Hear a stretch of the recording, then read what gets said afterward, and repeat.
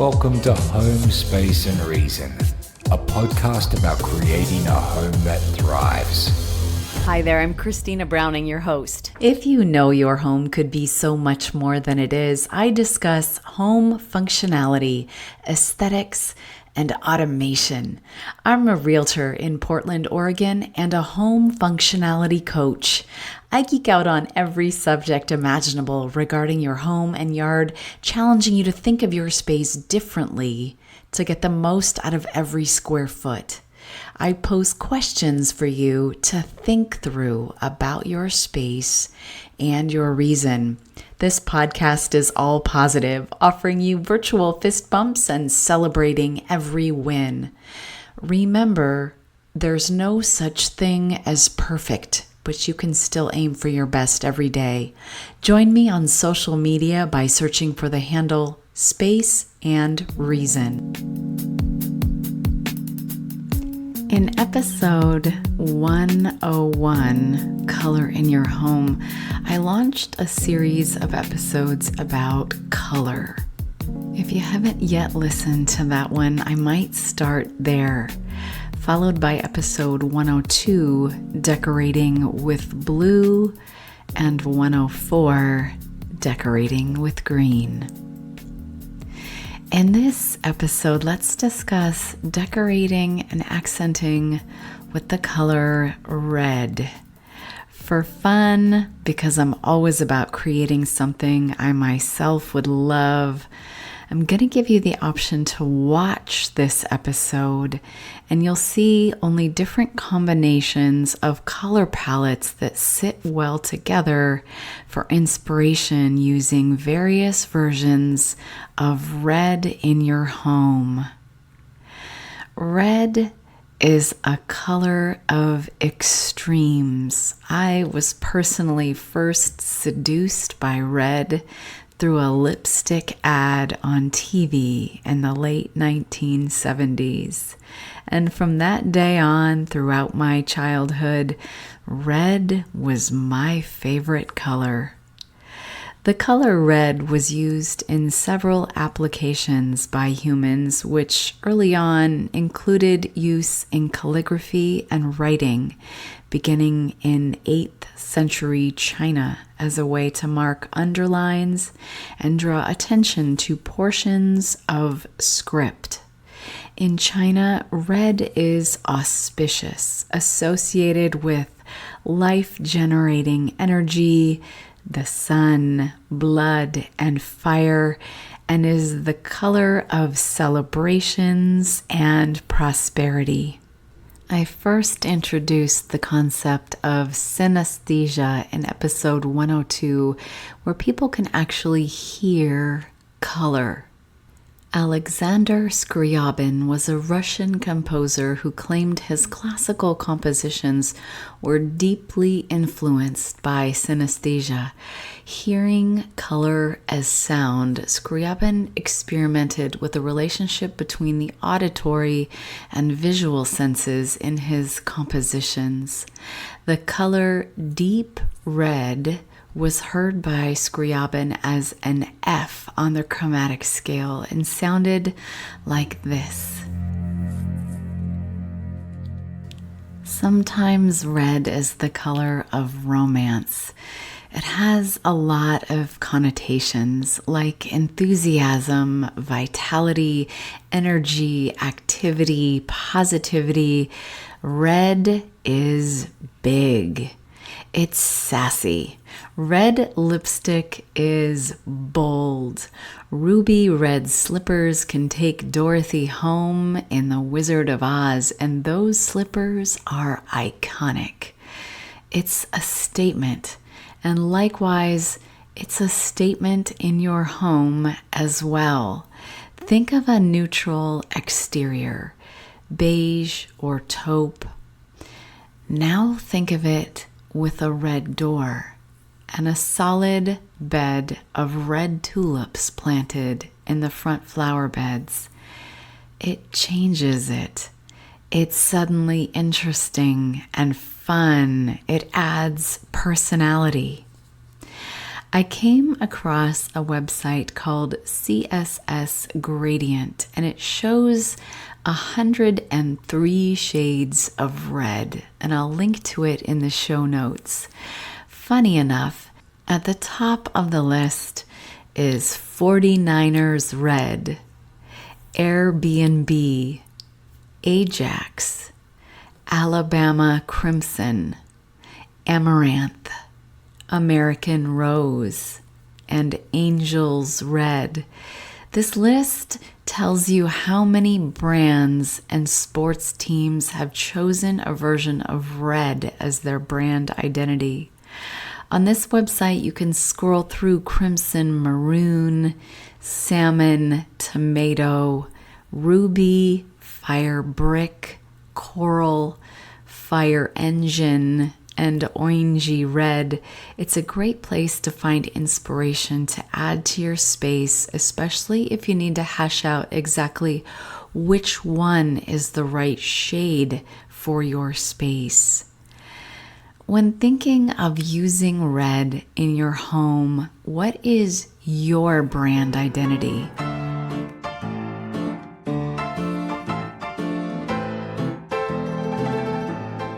This is different than your favorite color. What do you think is your brand? Isn't that fun to think about? Are you a pastel person, shy and quiet? Maybe understated is a word that feels right for you. This would be opposite of red. However, you don't have to be a full-on extrovert to have red as a part of your personal brand at all. I work with someone named Heather, who has the most beautiful red hair.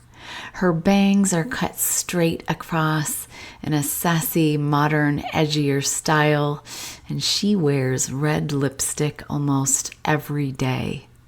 But her brand is a muted turquoise, another muddier version of that same turquoise, a pastel version that is almost white, and then two intensities of yellow along with a splash of gray. When you walk through her home, she has versions of this throughout. Her personality shines through, and you know whose home you are in. Everything is thoughtful and there isn't too much stuff.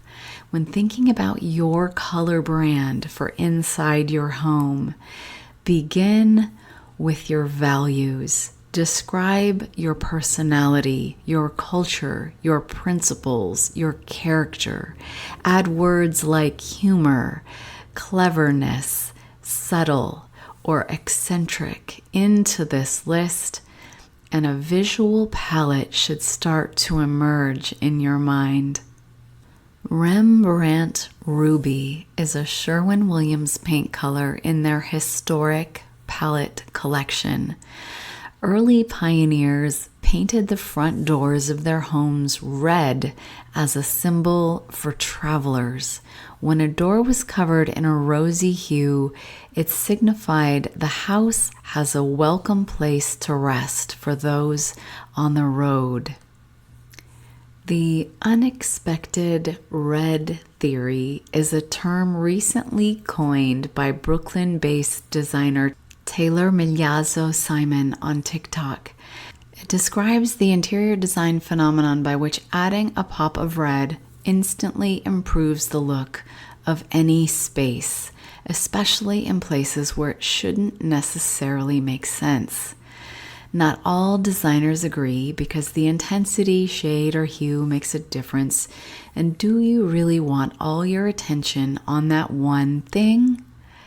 Some think that the popularity of the TikTok theory is exactly proportional to how underutilized the hue has been in recent years. Like, it's less of a color theory moment and more that red has not been trending for quite a long time and people are falling in love with it again. I've linked an article by Kristen Flanagan in Elle Decor if you'd like to read more about it and see visual examples of this. Here is my take on red.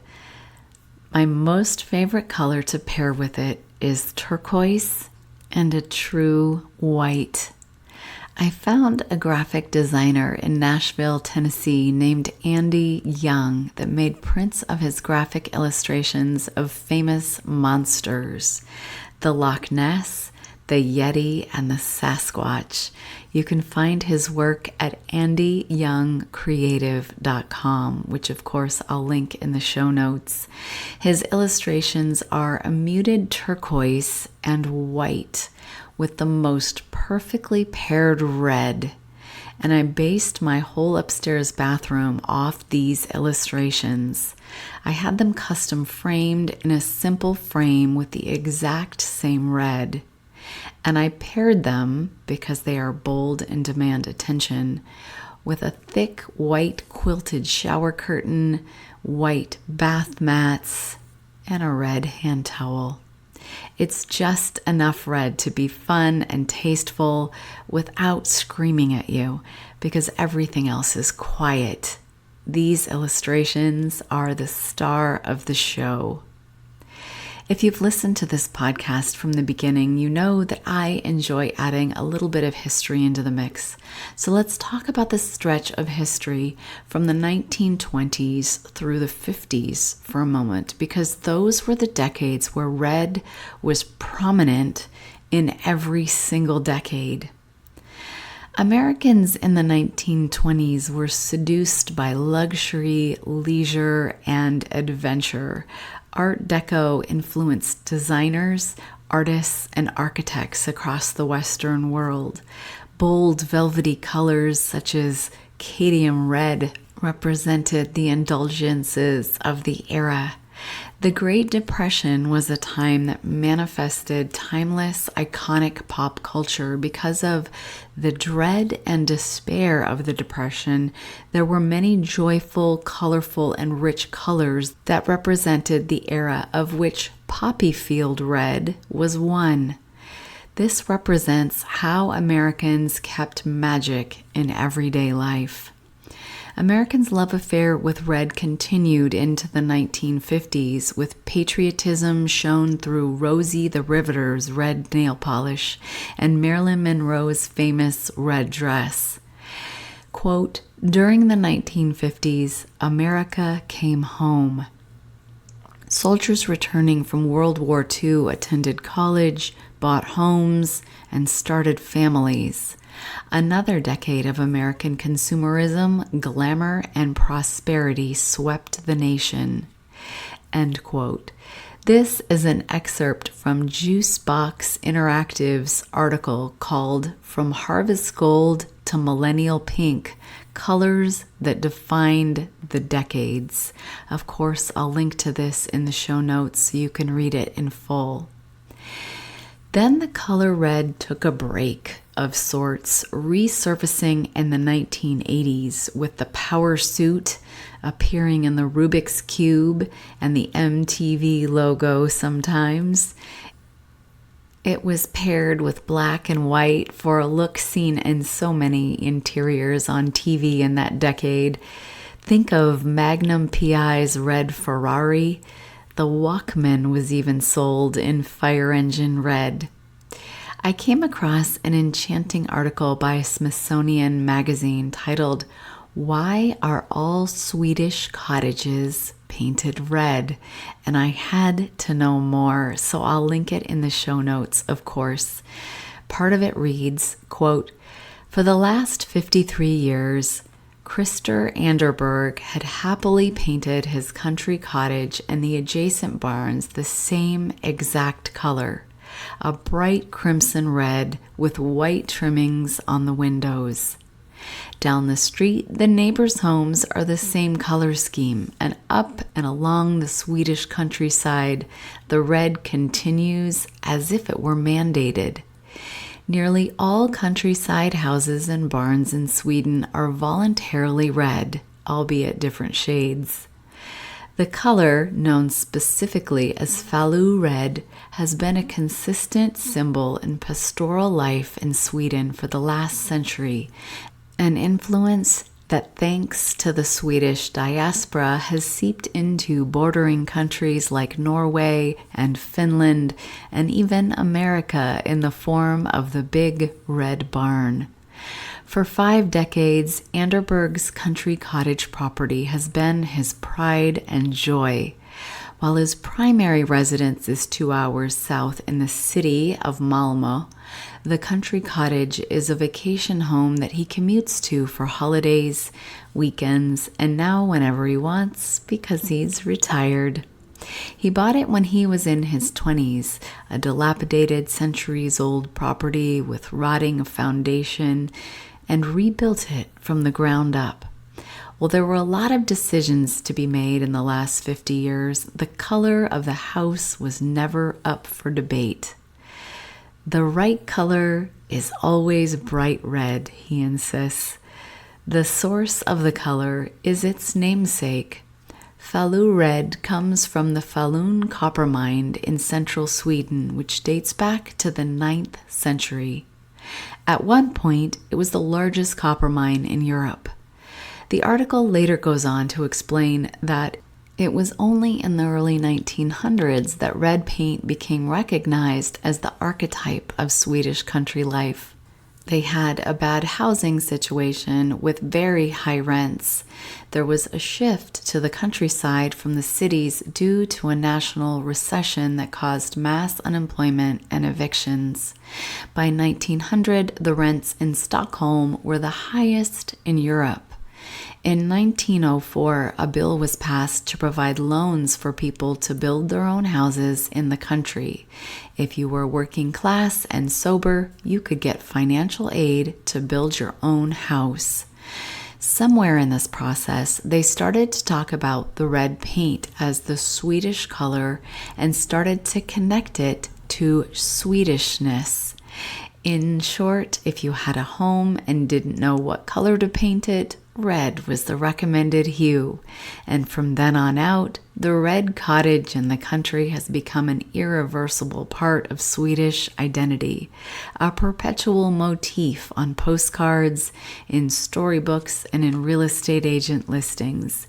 If you ask a child to paint a house, it's always painted red. The red house is the heart of Sweden, end quote.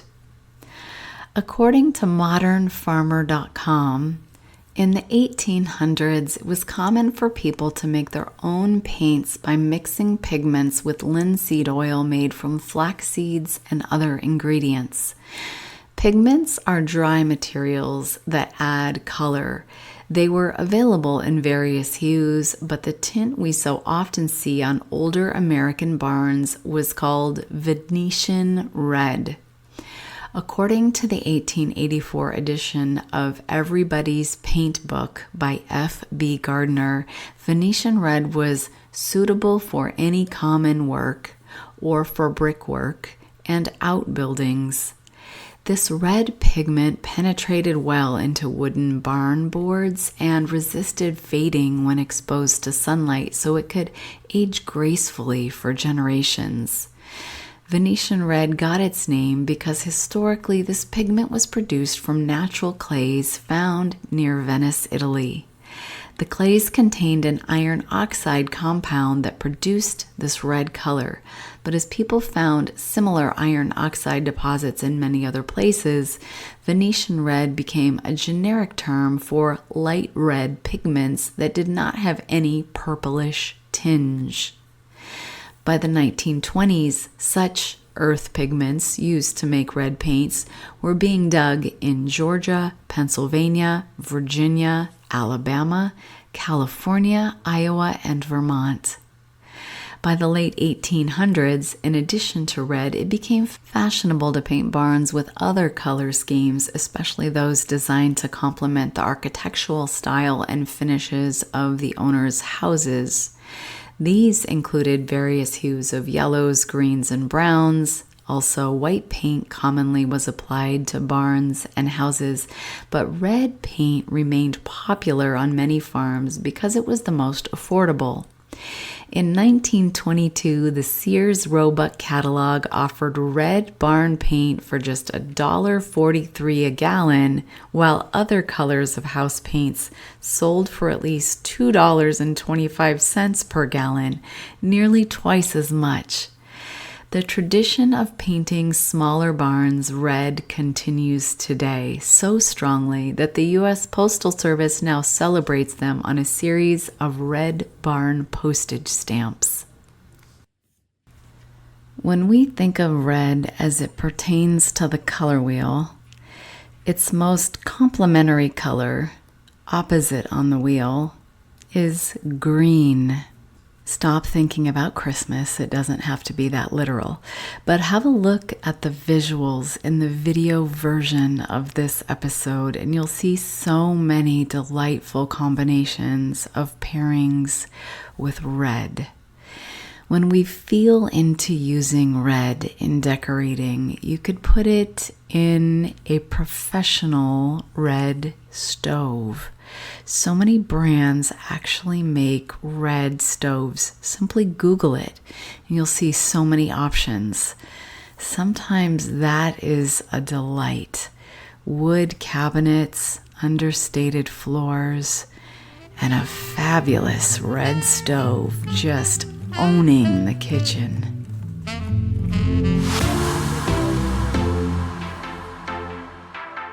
Grab a piece of paper and a pencil, and now for some questions to ask yourself about your home space and your reason. Question number 1. Do I have a space that lacks character or color? And if so, do I like red enough to perhaps introduce some into that space?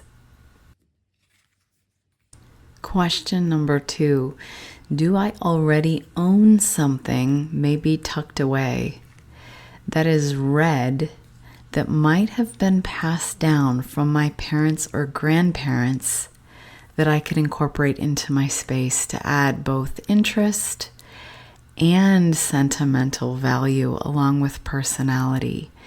Because of the popularity of red in the 20s, 30s, 40s, and 50s, a lot of times I see sentimental items that are red.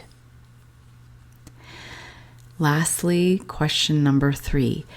Red runs the gamut from orangey to purpley, from light to dark, and some almost reads brown when you get into the muddier versions of maroon. When I watch this episode, is there any combinations that appeal to me? Maybe some of the colors in one of the palettes I already have in my space, so adding that particular red could be a comfortable addition since you can see it together already in this episode. If you have an Amazon Echo, you can say play the Home Space and Reason podcast by Apple and easily listen on any Echo or Dot. If you happen to know someone in the market to buy or sell in the greater metro Portland, Oregon area, kindly send them my way. The finest compliment I can receive is the confidence of your referral. If you're enjoying this episode, don't forget to subscribe because new episodes are automatically queued for you, and it's one less thing you need to go search for, reducing your mental load. Thanks for sitting in on this conversation about creating a home that thrives. If you haven't yet written a review, I would so appreciate a few words from you. I'll meet you back here for the next episode.